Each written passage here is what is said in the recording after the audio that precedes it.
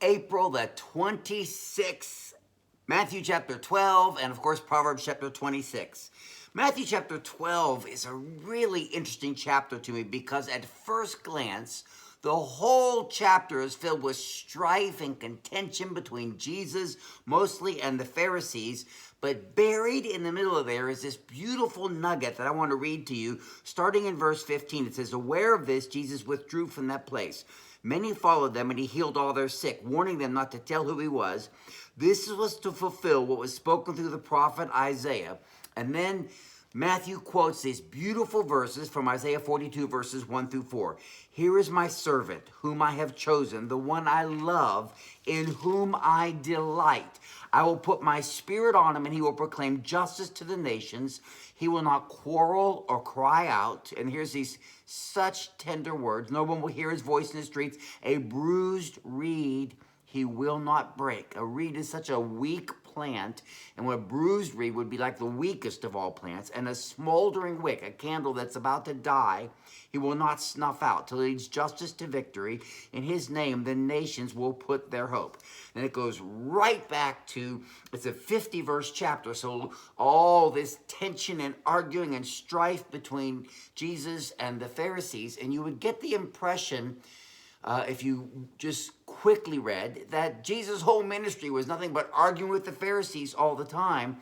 And yet if you pay close attention here, what this passage is saying is that the majority, the huge percentage, 70, 80, 90% of Jesus' ministry was quiet, gentle acts of kindness behind the scenes.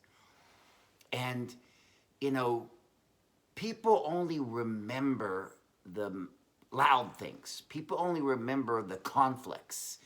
And so you can have 10 years of sweet ministry and one major conflict, and people don't remember the 10 years of ministry. They remember the one loud conflict. And what this passage is telling us is that Jesus was intentionally quiet. He was intentionally not one to cry out, quarrel or cry out. No one would hear his voice in the streets. That he was gentle and behind the scenes.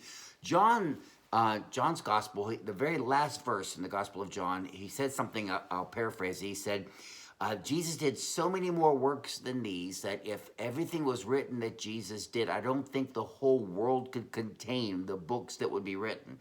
And so John makes it very clear that the Gospels are only hitting the highlights. And so I love that the majority, 70, 80, 90% of Jesus' ministry was quiet, gentle acts behind the scenes, and that he's one who a bruised reed he does not break, and a smoldering wick he does not snuff out.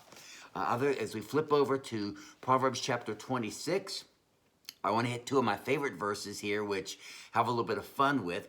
Proverbs chapter 26, verse 4 and verse 5 seem to say the opposite. It says, verse 4 says, "Do not answer a fool according to his folly, or you'll be like him yourself." And then verse 5 says, "Answer a fool according to his folly, or he'll be wise in his own eyes." And I've had people who do a quick glance at that and say, well, what did that say?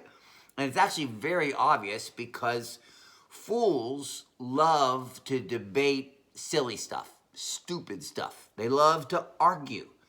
And so what it's saying in verse 4 is, do not answer a fool according to his folly. Do not engage foolish people in their petty debates and arguments, or you'll be like them.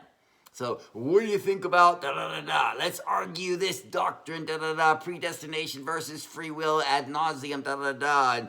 And they want to debate stuff that is not germane to the heart of knowing God personally and clear and dominant in the Word of God. And so then the next verse says, but answer them. And so what I wrote here is, do not debate, argue. It's what I wrote in my Bible. And then next under verse 5 where it says, answer a fool according to his folly, or he'll be wise in his own eyes. Because if you just say, no thanks, I don't want to debate, then they think they're smarter than you.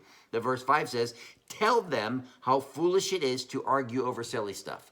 So verse 4 says, don't engage in their debate. But verse 5 says, look at them and say, look, y'all are silly. You need to stop arguing over silly stuff. Don't you love how Proverbs looks at the inside and the outside and encompasses a whole subject? Hope you're having a great day. God bless you. The Lord loves you. The Lord is pleased with you, and He's drawing close to you through His word today. Have a great day. God bless you.